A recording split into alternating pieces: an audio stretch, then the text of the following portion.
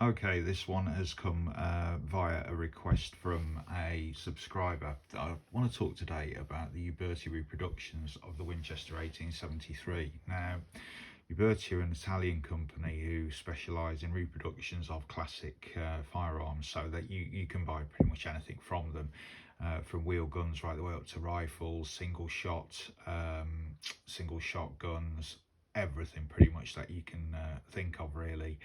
And they are known for being really good quality reproductions. Now you'll hear a lot of bull crap out there about, oh, your birdie guns aren't very good and they're bad quality and all this.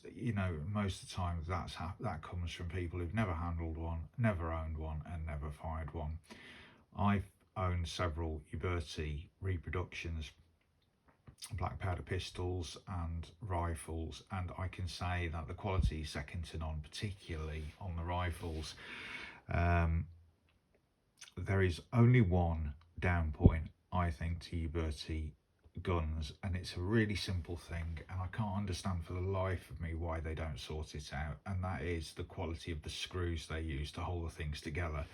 So Uberti screws are soft, really soft, and what happens is as soon as you start to tear your gun down to do some work on it, to clean it or whatever, these screws show obvious signs that they've been taken apart. They never maintain their shape. The heads of the screws always look chewed up after you've taken it apart, and this is, for me, a big issue when you've got a gun that otherwise looks pristine and you've got chewed up screws. So I'll give you an example.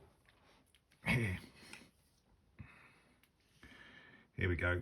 So this is the screw that holds the base plate of the gun to the receiver wall, and for me that's pretty damn chewed up, and that is actually after I've tried to dress it up a bit and re-blue it. It looks even worse, and that is, I've only taken that side plate off twice, and that's the condition that you see the screw is in. Another one would be this screw here on the top. This is a better example actually. Look at the state of that. That screw has been removed once, and look at the state of it. It really does spoil these guns. Just the screws alone. It's a real shame. Anyway, back onto the gun itself. So these guns have been around a little while now, and they're tried and tested.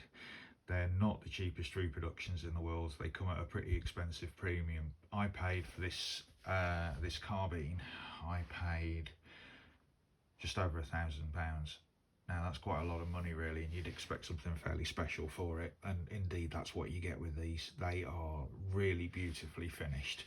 So the metal is the kind of colour case hardened effect. I don't want to say it is colour case hardened because I'm not entirely certain it is, or whether it is just some other kind of effect that they somehow use with the metal to sort of approximate the effect of the original, some of the original Winchesters.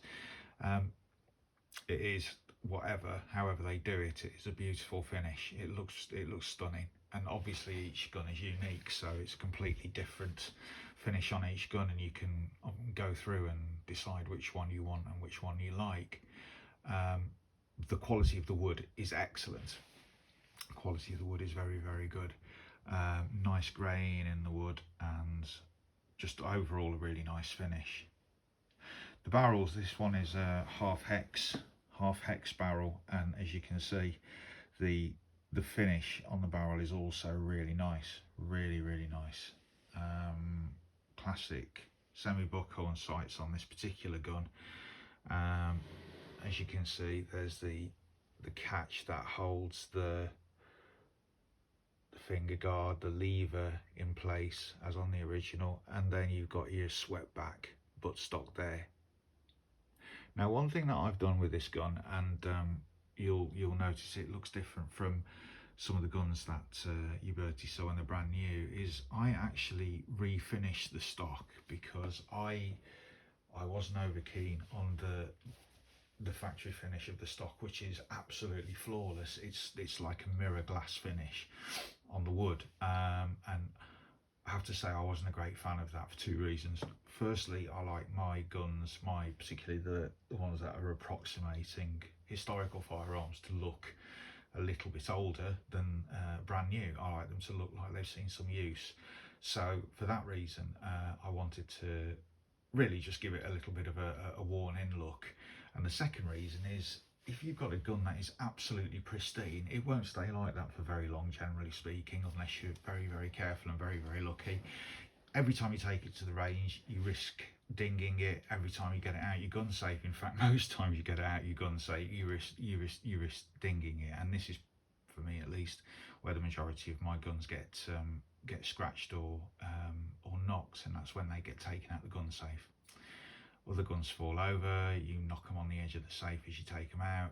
There are 100 other ways and reasons why things happen to your guns when you're taking them in and out your gun safe.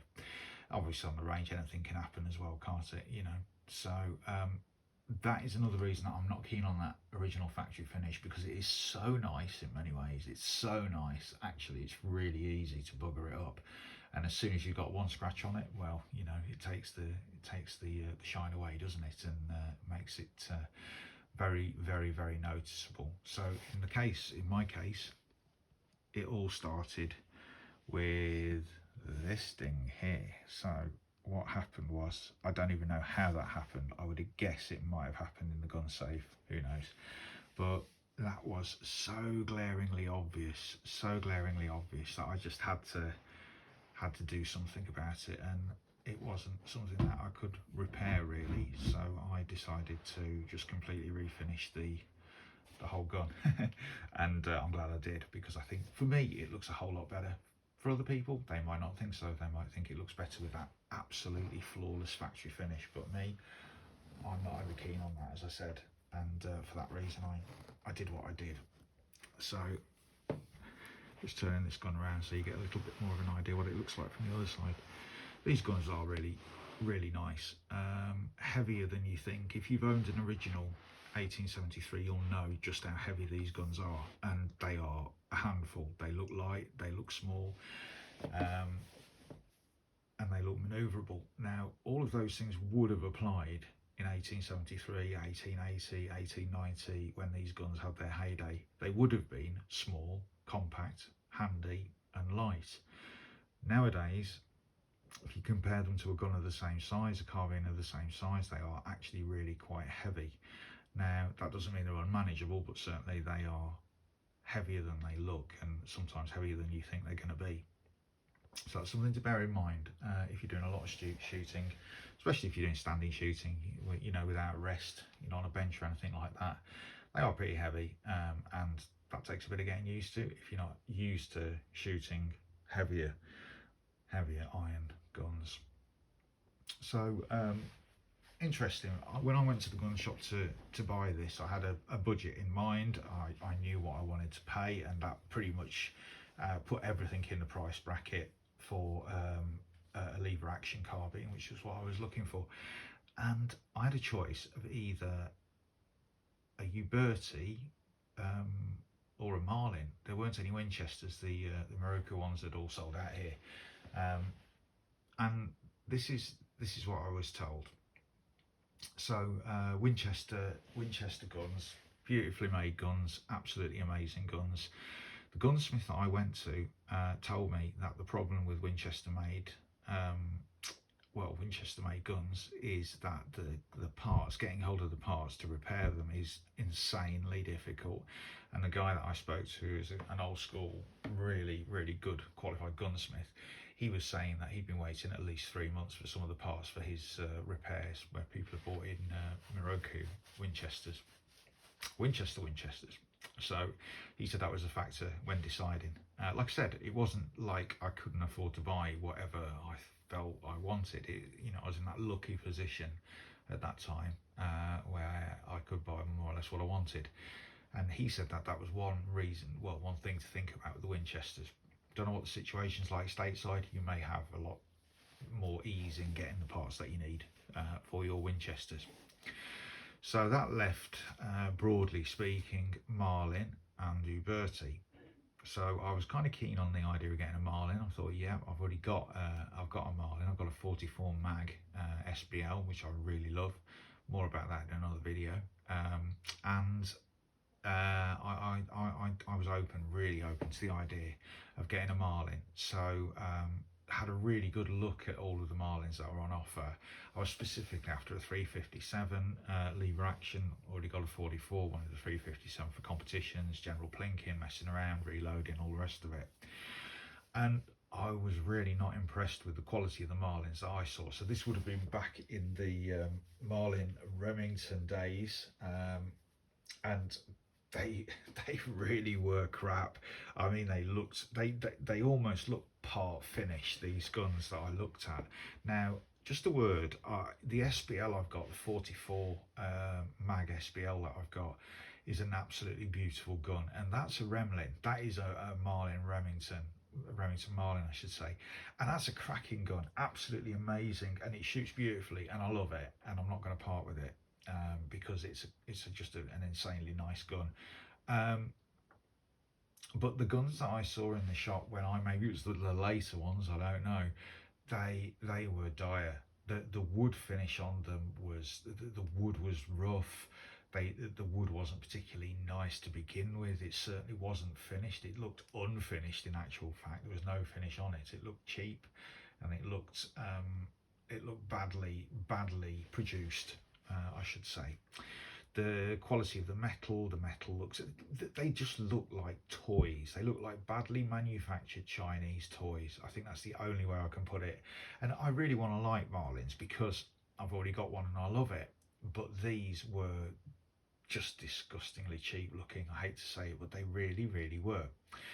And it should be noted really that I went into this particular gunsmith who has a massive variety of guns to handle and choose from, with the idea of expressively not buying a Uberti, because I saw them as the kind of Italian cheap knockoffs, you know, of the piece. So I just didn't really want a Uberti.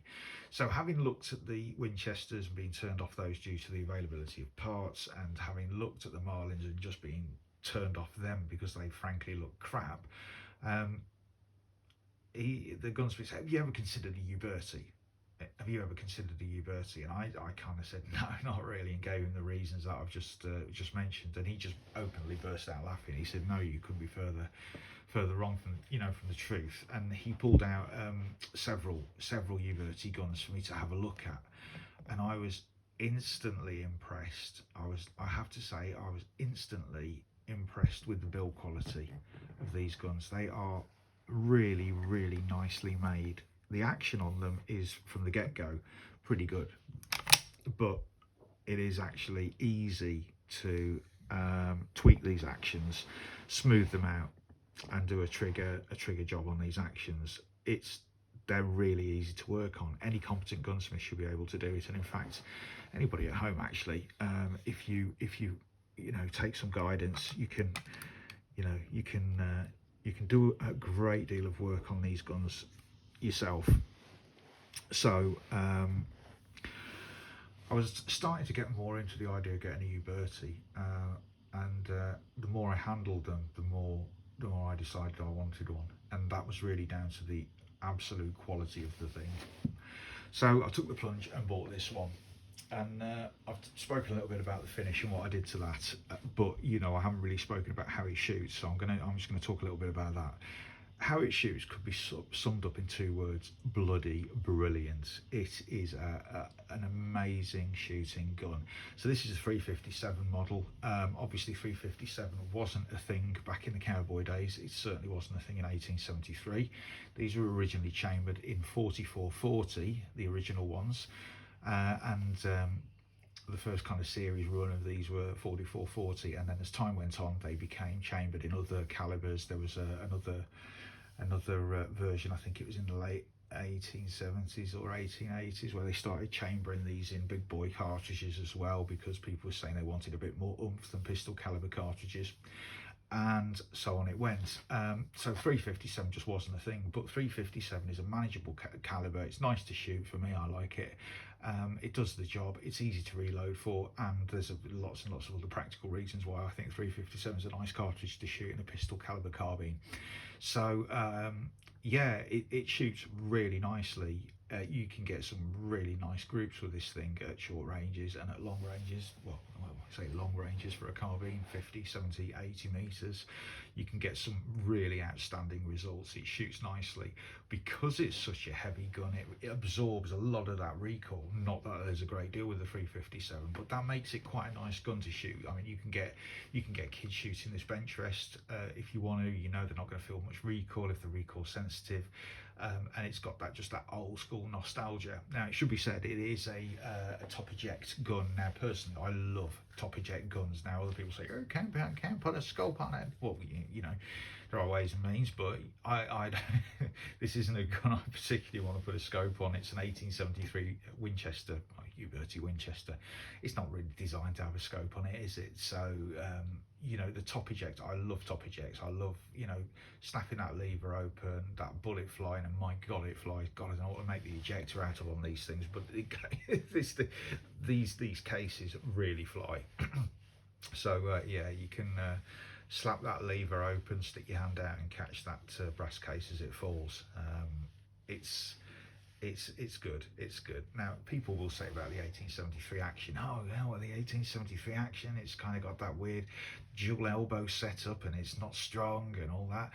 You know, there may be a grain of truth to that, but we're not shooting 45-70 or something through this gun. We're shooting 357 Magnum, and you know, there's a world of difference, isn't there? So I mean, I've shot plus P loads through this. I've shot, you know, mine's kind of like reloads with H110, you know, right jacked up to the top of the tables, and it's just completely doddled it. It's not, the rifle doesn't care, it soaks it up and it's fine. You know, I've shot thousands upon thousands of plus P ammo through this, really hot reloads through this, and it's just eating them up for breakfast. There's never been a problem, so I don't think that's something you've got to worry about. Myself personally, this gun is performing as well, better than the first day I bought it. It's absolutely amazing. So I don't think that's a factor that you need to worry about in terms of, you know, the 1873 setup. It's more than capable of throwing any 357 that you can throw at it. Obviously you've also got the 38 special. You can fit an extra bullet in there. You know, it takes 10 357 rounds, or 11 38s. So yeah, it gives you a fair amount of firepower, really. Now in terms of home defense, you know, there's probably a lot better choices than you can in terms of you know, a lever action rifle. You know, I'm coming here from Britain, so you know, I'm probably not the best qualified person by any stretch to talk about home defense, but you know, because over here unfortunately that's not something that we can use guns for legally, which is a whole other story and something I'm going to cover in other videos. And I know it elicits quite a reaction from Americans who obviously approach things in a really different way, and yeah, we'll talk about that another time. But for home defense, well, you know, I'll let you be the judge. 357 cartridge out of a 20 odd inch barrel, 18-inch barrel, you know, I mean, work it out, feet per second, you know, you're talking a fairly potent old load there, and something that probably is going to definitely do the job. Yeah, it's a whole new topic, that, so I'll let you use your discretion and your experience and seek out whatever videos you need to make that decision. But I think the general consensus is lever action rifles in that role are fairly effective, although there are better choices these days. But you know, when they were produced originally, they were known as the cowboy assault rifle, and they were known as that for a reason, generally speaking, because of swift use, ease of use and capacity in that long tubular magazine, which in the days of single shotguns was a massive step forward. So digressing slightly really from the purpose of the video, reviewing this Uberti, it is an amazing gun. I would thoroughly recommend anybody who has not seen or fired one of these to get their hands on one and make a decision based on experience, because they are better than you will think. They are better than you would ever think if you've not seen one. go and pick one up at your gun store and take a look, because they're well worth considering if you're looking at buying a lever action in the style of original cowboy guns. Okay, that's it from me. Thanks very much for listening. If you got this far, wow, 20 minutes, jeez, I've been waffling. Give us a like and a thumbs up if you enjoyed this video, and please subscribe. That really helps me develop this channel. All right, thanks very much, and I'll see you all soon.